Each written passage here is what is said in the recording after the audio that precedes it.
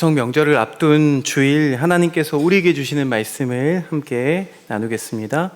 디모데후서 2장 14절부터 18절 말씀, 디모데후서 2장 14절부터 18절 말씀 우리 같이 교독하고 마지막 18절은 함께 읽겠습니다. 너는 그들로 이 일을 기억하게 하여 말다툼을 하지 말라고 하나님 앞에서 엄히 명하라. 이는 유익이 하나도 없고 도리어 듣는 자들을 망하게 함이라.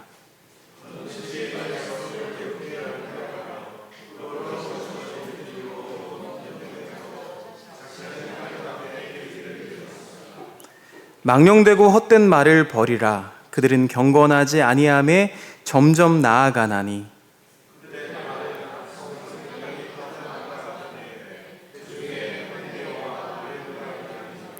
18절 함께 읽겠습니다. 진리에 관하여는 그들이 그릇되었도다.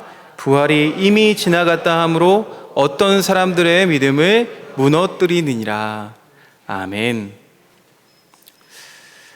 우리 옆 사람 바라보면서 앞뒤 좌우에 계신 분들과 한번 인사해 볼까요? 넉넉한 한가위 되세요. 이렇게 인사했으면 좋겠습니다.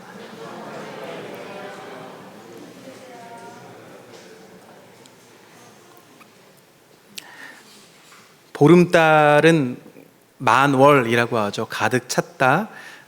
우리가 너무 많이 먹어서 우리 얼굴이 보름달 되는 게 아니라 우리 마음이 좀 넉넉하게 보름달 같이 돼서 둥근 마음으로 이 연휴를 잘 보냈으면 좋겠습니다. 말과 글에는 나름의 온도가 있다고 합니다. 제 말이 아니라 이기주 작가의 베스트셀러 언어의 온도에 나오는 내용입니다. 온기 있는 언어는 슬픔을 감싸줍니다. 우리가 같은 말을 한다고 해도 우리의 감정에 따라 다르게 들리기도 하는 거죠. 한가위 명절입니다. 여러분의 가정의 말의 온도는 우리 온도, 따스한 온도가 되기를 간절히 소망합니다. 말은 그러면 어디에서부터 올까요? 말은 생각으로부터 옵니다. 그런데 생각에서 온 이 말이 또 우리의 삶을 바꾼다는 사실을 여러분 알고 계십니까? 제가 군대에 가서 처음 접했던 책인데 군대에는 꼭 구비되어 있는 화장실에는 꼭 있습니다. 참 읽기 좋은 이 얇은 월간지가 하나 있습니다. 바로 좋은 생각이라는 월간지인데요. 이 책에 소개된 글들을 보면 어떤 상황이든지 긍정으로 결론이 나는 글들을 소개하고 있습니다. 독자가 읽고 나면 참 위로가 되는 그런 글들이죠. 어려운 상황 속에서도 불평불만하지 않고 좋은 생각으로 자신을 지키는 그런 모습들을 글로 접하고 우리는 감동을 받습니다. 여러분, 이렇게 좋은 생각은 자신의 삶을 건강하게 만들 뿐만 아니라 이웃에게도 선한 영향력을 끼치게 됩니다. 그러니 좋은 생각을 많이 하십시오. 생각이 말을 낳고 또 말이 우리의 삶을 변화시킵니다. 그러니 이런 말이 있죠. 말이 바로 그 사람입니다. 어느새 명저가 되어버린 호모 사피엔스 그리고 호모 데우스의 저자 유발 하라리는 이렇게 말합니다. 뒷담화는 인간의 본능이다. 여러분 충분히 공감하십니까? 추석 명절에 부모님을 찾아뵙지 않으면 벌어지는 일이 있습니다. 그 중에 하나가 바로 이 뒷담화의 밥상에 오르는 것입니다. 자리에 함께 하지 않으면 뒷담화에 오르기가 십상이죠. 그런데요, 이 유발 하라리는 이 뒷담화를 통해서 인류의 역사가 발전해 왔다고 말합니다. 이유인즉 이 뒷담화를 통해서 누가 나의 아군인지 적군인지 피하식별이 가능하다는 거예요. 그래서 이것을 보고 적으로부터 자신을 지킬 수 있었기 때문에 인류의 역사가 이루어져 왔다라고 이야기합니다. 그러니 뒷담화가 반드시 나쁘기만 한 건 아니라는 얘기입니다. 그러나 성경은 그리스도인들에게 뒷담화를 해야만 할 때에 이 말씀을 기억하게 하시죠. 출애굽기 23장 1절 말씀입니다. 우리 같이 읽어보겠습니다. 시작. 너희는 근거 없는 말을 해서는 안 된다. 이 말씀을 기억해야 합니다. 뒷담화를 하기 전에. 자, 우리가 사는 세상이 과연 살기 좋은 세상인지 또 그렇지 않은지 알아볼 수 있는 바로미터는 뉴스입니다. 뉴스를 보고 우리 기분이 좋아진다면 살기 좋은 세상인 거고, 뉴스를 보고 우울해지거나 심지어 분노가 차오르면 살기 좋은 세상이 아니란 말이죠. 안타깝지만 우리 사회는 뉴스를 보고는 더 이상 기분 좋기는 어려운 세상, 이 바로미터라고 하는 이 뉴스마저 고장난 세상이 되어버렸죠. 우리 사회 역시 험한 세상, 가짜가 판치는 세상이 되고 서로가 서로에게 상처를 주는 그런 세상이 되어버렸습니다. 이런 거짓된 증언으로 인해서 우리의 마음은 어두워지고 또 서로를 향한 경계심이 가득해져 버렸습니다.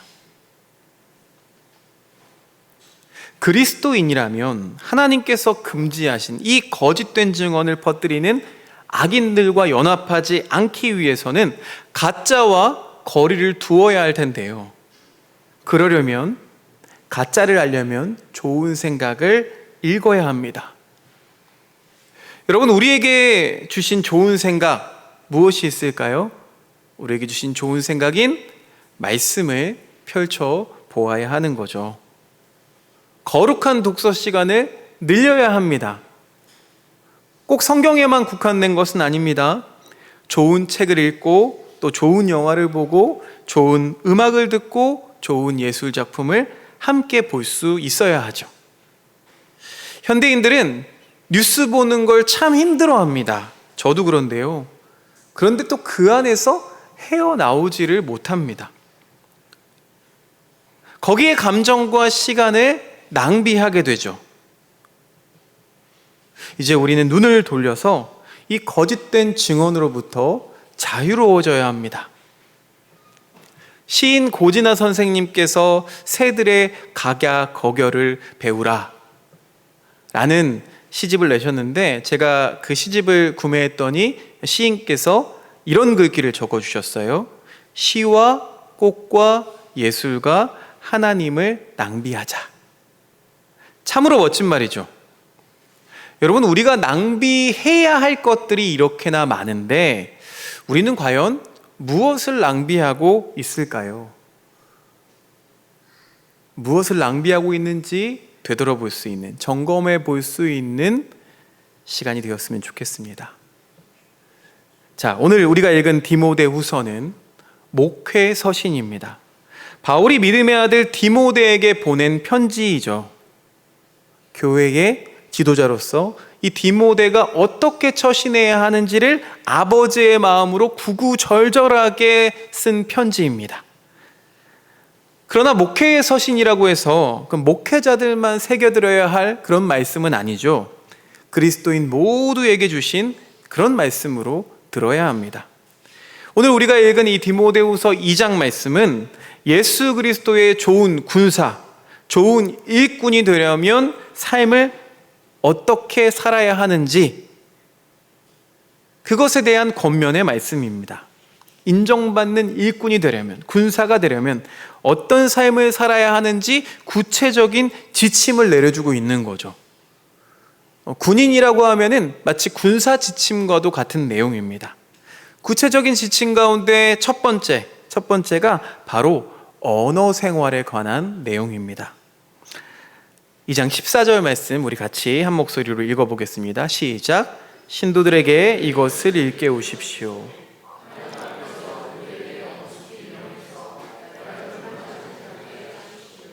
그것은 아무 유익이 없고 듣는 사람들을 파멸에 이르게 할 뿐입니다. 14절 말씀 보니까요, 교우들 간에 말다툼을 하지 못하게 하십시오 라고 권면하고 있습니다. 여러분, 말다툼은 뭘까요? 말다툼이란 말로 누가 옳고 그른가를 다투는 게 말다툼이죠. 허나 이 말의 옳고 그름의 문제는 100%의 선도 또 100%의 악도 보통 없습니다. 각자의 논리만이 있을 뿐입니다. 그래서 결국 이기는 건 누가 될까요? 맞습니다. 목소리 큰 사람이 이기는 게임입니다. 그러나 여러분, 진리는 목소리가 크지 않습니다. 진리가 목소리가 커서 이기는 게 아니에요. 진리이기 때문에 이기는 것이죠. 그래서 사도 바울은 말다툼에 대해서 아무 유익이 없는 일이고 듣는 사람을 파멸에 이르게 할 뿐이다 라고 말하고 있는 겁니다. 어떤 일을 겪다 보면 우리는 말다툼할 수도 있습니다. 하지만 그런 상황이 전개되어서 말다툼을 하게 될 때 깊이 생각해 봐야 한다는 거죠. 옳고 그름과 상관없이 내 생각과 달라서 그러는 건 아닐까? 그러니 여러분, 가능하면 말다툼을 피하시기 바랍니다. 바울이 권면한 대로 본질이 아닌 유익하지 않은 일, 유익이 없는 일이요, 듣는 사람뿐만 아니라 하는 사람도 망하게 하는 것이 말다툼이기 때문입니다. 오늘부터 명절 연휴가 시작되었는데 이게 꼭 교회에만 국한되는 것은 아니죠. 가정에서도 가족들 간에 말다툼에 휘말릴 때 그리스도인인 우리는 이런 지혜를 발휘할 수 있게 되기를 주님의 이름으로 축복합니다. 15절 말씀 이어서 읽어보겠습니다. 2장 15절 말씀 시작. 그대는 진리의 말씀을 올바르게 가르치는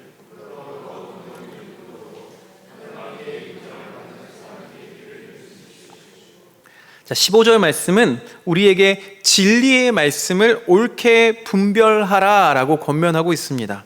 그래야 부끄러움이 없을 것이다 라고 말하죠. 이 말씀의 의미는 말씀을 제대로 분별하지 못하는 일이 바로 부끄러운 일이라는 뜻입니다. 그런데요, 하나님은 우리의 일상을 통해서 말씀하십니다. 꼭 이 주일, 이 강단에서만 하나님 말씀이 전달되는 것이 아니에요. 창조하신 피조물들을 통해서 하나님은 말씀하십니다. 계절이 바뀌었다는 사실을 나무에 달린 감을 보면서 알게 되고요, 논밭에 무르익은 곡식을 보면서 알게 되죠.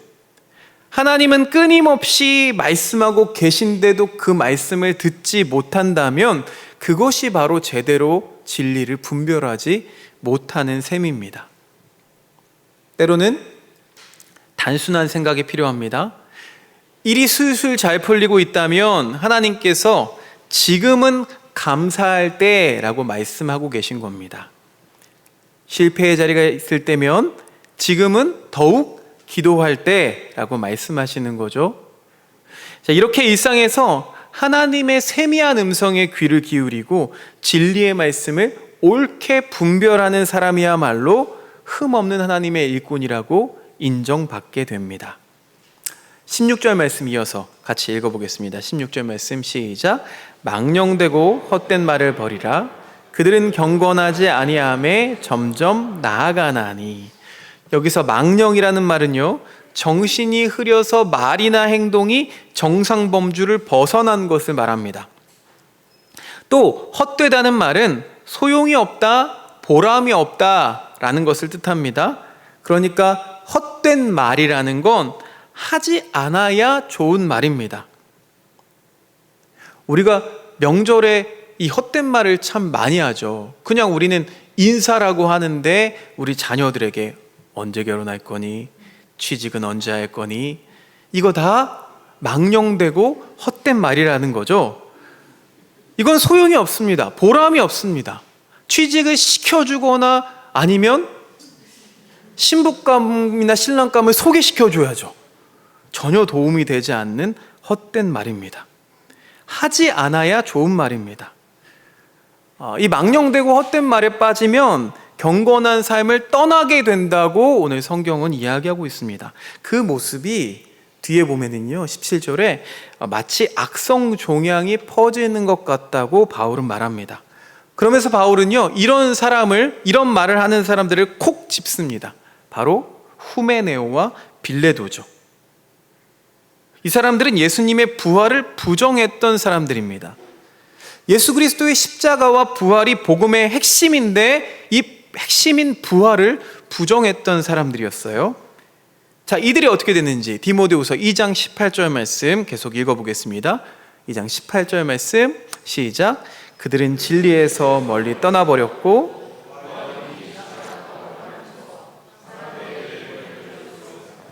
어떻게 됐다고요? 진리에서 멀리 떠나버렸다. 이들에 대한 바울의 평가입니다. 뿐만 아니라 그들은 자신들뿐만 아니라 연약한 사람들의 믿음까지도 무너뜨립니다. 망령되고 헛된 말을 퍼뜨려서 공동체에 손해를 끼치게 된다는 거죠. 우리가 이렇게 진리에 바로 서지 않으면 악성 종양과도 같은 이 후메네오와 빌레도 이들과 같이 될 수 있습니다. 그러니 우리는 진리에 바로 서기 위해서 힘써야 합니다. 진리에 바로 선 사람, 그런 사람을 성경은 새 사람이라고 부릅니다. 이 새 사람은 혀를 제어하고 언어 생활을 지혜롭게 하는 사람입니다. 이 지혜로운 말로 자신의 삶을 아름답게 만들어갈 뿐만 아니라 이웃에게도 선한 영향력을 주는 사람, 그 사람이 바로 새 사람인 거죠. 요한복음 1장 1절, 우리가 잘 알고 있는 말씀인데요, 다시 한번 읽어보겠습니다. 시작. 태초에 말씀이 계셨다. 그 말씀은 하나님과 함께 계셨다. 그 말씀은 하나님이셨다. 자, 요한복음 1장 1절 이 서두에서 말씀을 로고스라고 하는데 이 말씀이 곧 하나님이시다라고 말하고 있습니다. 제가 서론에서 말이 곧 그 사람이다라고 한 것과 같습니다. 하나님의 말씀이 하나님이신 것처럼 우리가 하는 말이 곧 우리를 나타내는 셈이죠. 하나님은 말씀을 통해서 우리 일상에서 창조하신 또 피조물을 통해서 우리에게 늘 말씀하십니다. 진리의 말씀을 옳게 분별하는 사람은 지금 여기에서 하나님의 말씀을 듣습니다.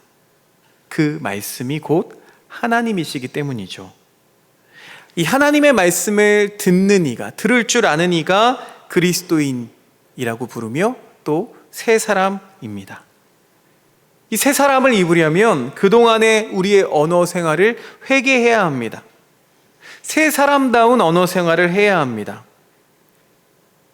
성경 곳곳에서는 이 언어 생활과 관련된 말씀을 증거하고 있는데요, 몇 가지 말씀을 소개하면서 말씀을 마치고자 합니다.